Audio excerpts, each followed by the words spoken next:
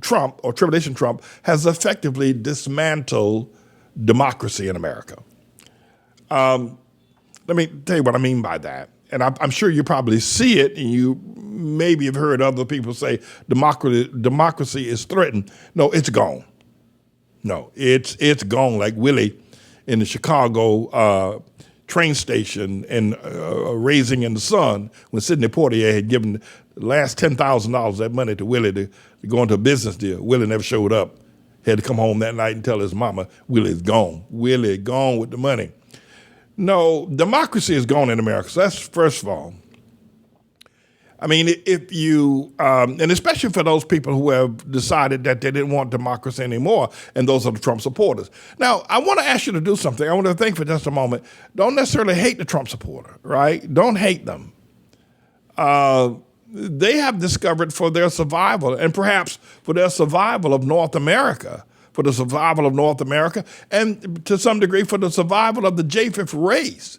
And for many people in Europe, such as in Finland, Norway, Switzerland, Germany, France, England, and some degree Spain or Italy, that for the survival of the Japheth race, that they may owe their future survival in Europe to what the Japheth man has done here in America, that Hillary Clinton may have called the deplorables and what we refer to as a Trump supporter. And I want to open you up to discuss, to ask you to take a look, listen to a couple of things.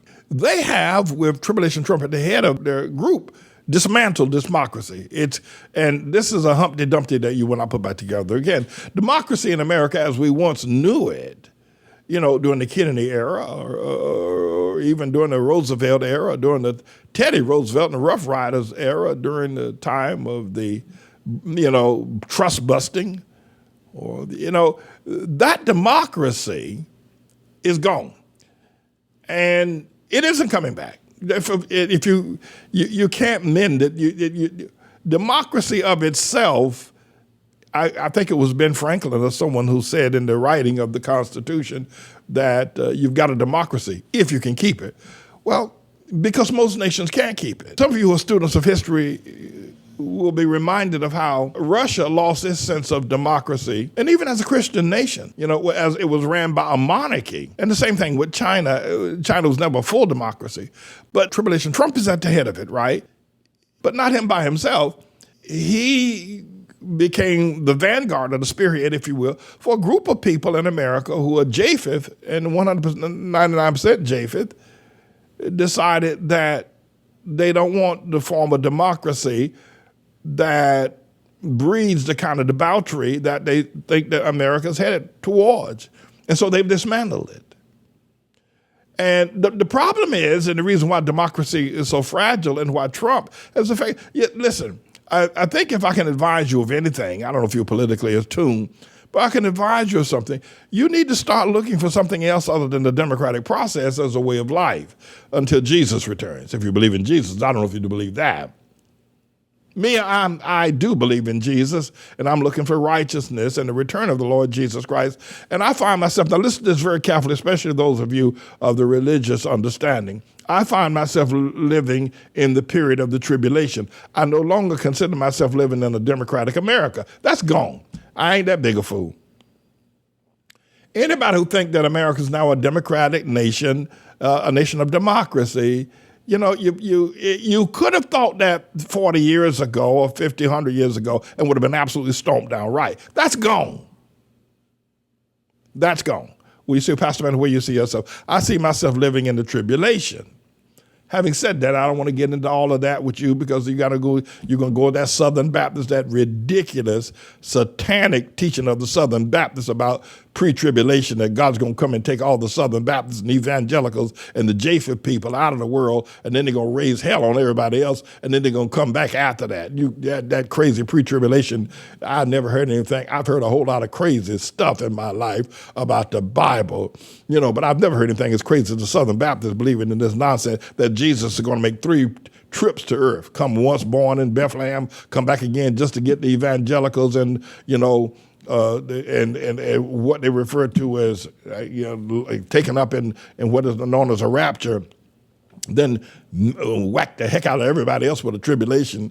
and people who are less evil than the Southern Baptists, and then after the tribulation, going to come back a third time. You got to be, you have got to be some sort of a new kind of fool to believe that pre-tribulation of the Southern Baptists. So, but I believe we're in the tribulation. That's where I believe that's the Democratic. We're in a stage right now. But let me say this. Let me just try to help you understand something. See, the people who support Trump, the MAGA people, the ones that Hillary Clinton referred to as deplorables, and we will call many of the sons of the Civil War, sons of the Confederacy in many regards, they saw that the democratic process did not favor them at all, and no point in trying to keep it. It was not a process by which their lives could be inured. And you may jump up and down and think, why aren't they thinking about the democratic process? You're looking at what's happening now with Kevin McCarthy, and you're looking at what is referred to as the insurrection. I call it the assault on the temple of democracy on the 6th of January, and you wonder why these people are responding to it, what you would think would be a heart's call to respond in a democratic way. You got to be out your mind. Democracy doesn't serve people who support Trump. And they're looking for a new form of republic or government because it doesn't serve them. If you will, and I'm going to come back to the type of democracy and look a little bit more at the welfare state or the godless people in democracy and it doesn't serve the Japheth man. And let me say this again so I don't forget it, and you won't forget it either. But really the people in Europe, the Japheth people, there are small groups of people in Europe. Europe is not a heavily populated region. From France to Germany to Italy to Sweden, Norway, Finland. It's not a heavily populated area. And one of the reasons why there's a close connection between Vladimir Putin and Trump and Russia and satellite nations around Russia is because those people are Japheth as well. They're just communist Japheth. But their survival depends on what the MAGA hat wearers do here in America. The survival of Russia and the survival of Japheth people depends on the dismantling of the American democracy, because it opens up America to any and everybody who so chooses to say, pledge allegiance to the flag. So it's gone. It's gone. It's like the dodo bird, democracy. What we find now, we're transitioning during the period of the tribulation. I'll come back to that. But one of the things they call why the fallacy, and Ben Franklin was right, the fallacy of democracy is this, is politicians, being who they are, wrote laws to protect themselves. See, when a politician writes a law, and they wrote laws, and they've written a ton of them over the years and signed them off in Congress and voted them in, and the president has signed them into statutes, whether it be in the governor's office in a state or the city council office in a city. Most of the laws are designed to protect politicians from their own laws that everybody else has to face up to. And as a result of that, Tribulation Trump has found the Achilles heel of the political process, that a politician is protected from the laws that everybody else had to submit to. And the truth of the matter is, perhaps I should call this particular teaching, the politicians are above the law. There is a man that is above the law in America, the democratic process. It's a politician. He is above the law. Below him is a police officer. They are above the law, and we all know it. The politician is above the law. You're not going to put Donald Trump in jail. Have you lost your mind? You're not going to put any politician in jail. You're not going to put any president in jail. They are above the law. Did you hear that? Did you hear that? And Tribulation Trump has found that Achilles heel and has revealed it. Everybody else has potentially known about it of any note. Richard Nixon knew about it as well. But politicians are above the law. Come on now. Stop this business of no man's above the law. That's a lie. In the democratic process in which the politicians have written all these laws, politicians are above the law. Below that, police officers are above the law. They are. So what Trump has been able to do, and is that he has nullified Congress as an equal branch of the government. Right? And then you got these two people. Both of them, I think they're above the law. Both of them are Congress and the executive branch. That's the White House and all the administration within the White House. And then you got Congress, the Democrats and the Republicans that make up Congress. Both of them are above the law. But what Donald Trump has done that Richard Nixon did not take the opportunity to do is that he has nullified Congress as ineffective, as impotent, and as a branch of government that has no say-so over the executive branch of government. And he's demonstrated that whether it was the Russia investigation and voting fraud, or, impeachment hearings going back and forth with Bill Barr and a bunch of other things, being impeached in the House and the Senate shooting it down. He has nullified Congress as an equal co-branch of government. They are out there pretty much on their own. They could be in Wakulla, North Carolina, sitting there in the Wakulla, and ain't nobody in Wakulla got any kind of effect on Washington, D.C. And that's how little effect, Wakulla, North Carolina has more effect on Washington, D.C., or the administrative or the executive branch than Congress does. And you're seeing it play out in real time on your television set in the local news every night.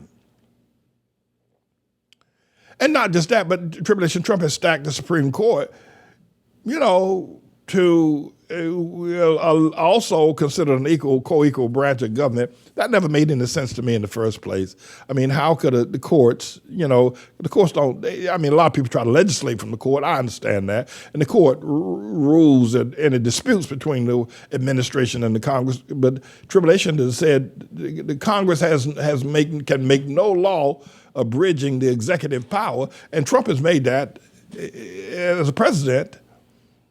And that's where we are. And so the Supreme Court comes along, and they're not even considered in the process.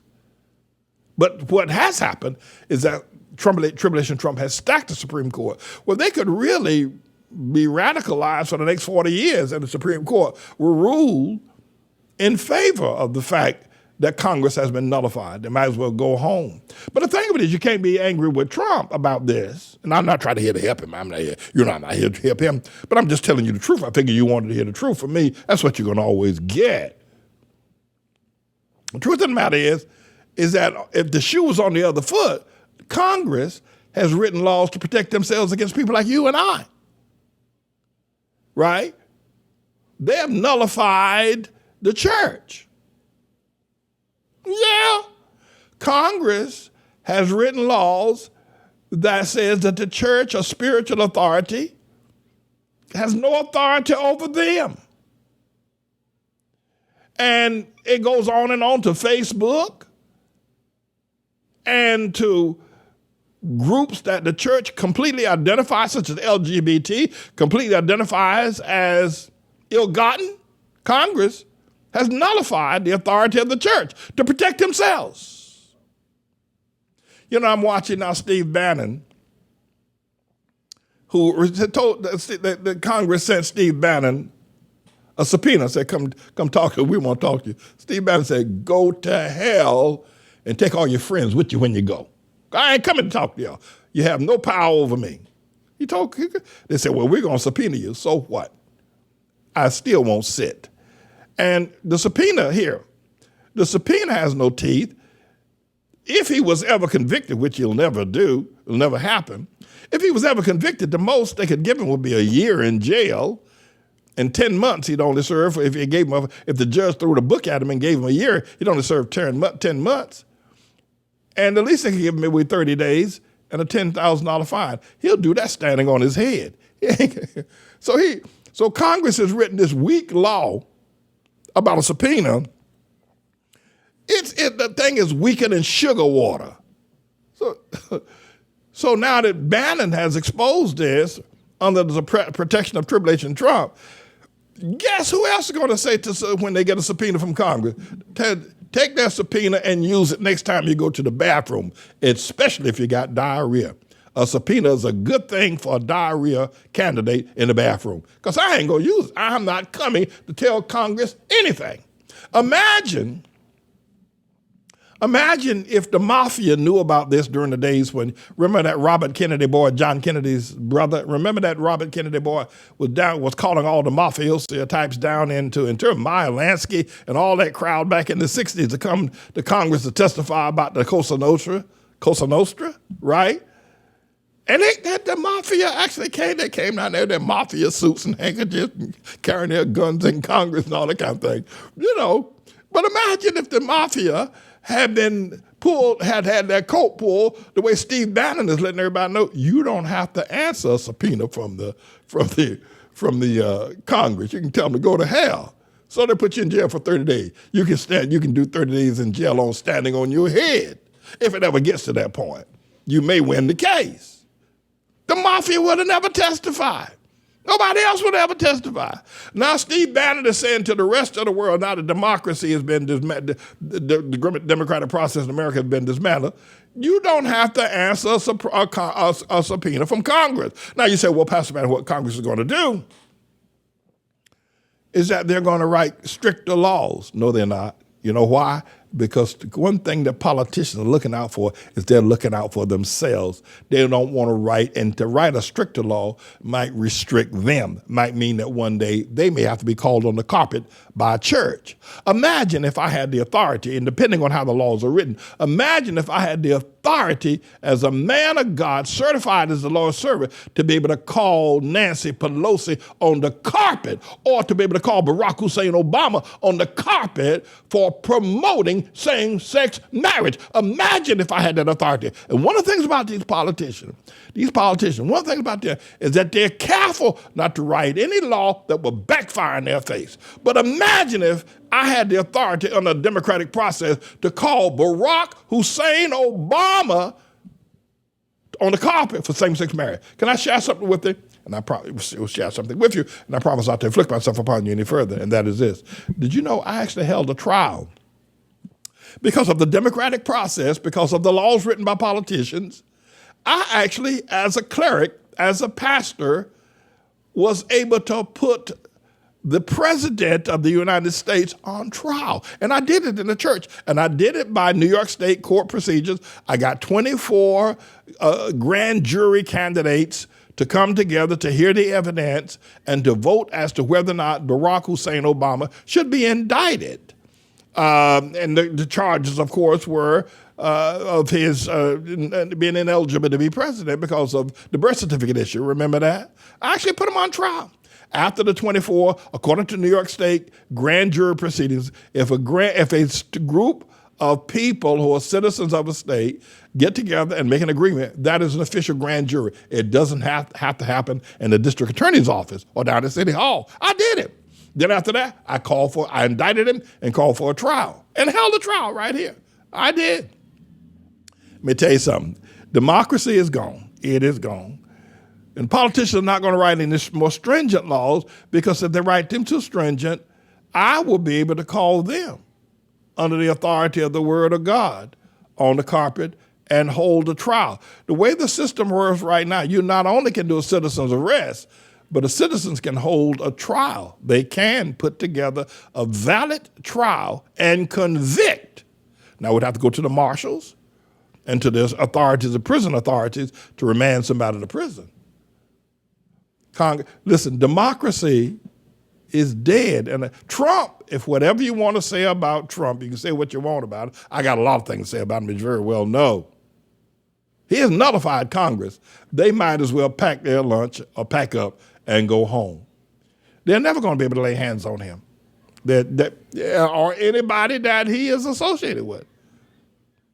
And mainly because, again, one other thing, I'll leave you with this. Politicians, they always wrote laws to always put you in jail, put me in jail, put the guy behind the tree in jail, but them and theirs were always protected. Politicians and police officers. So, at any rate, everybody, I'll be back with more of that. Think about that for a while, where we are and what Tribulation Trump has done.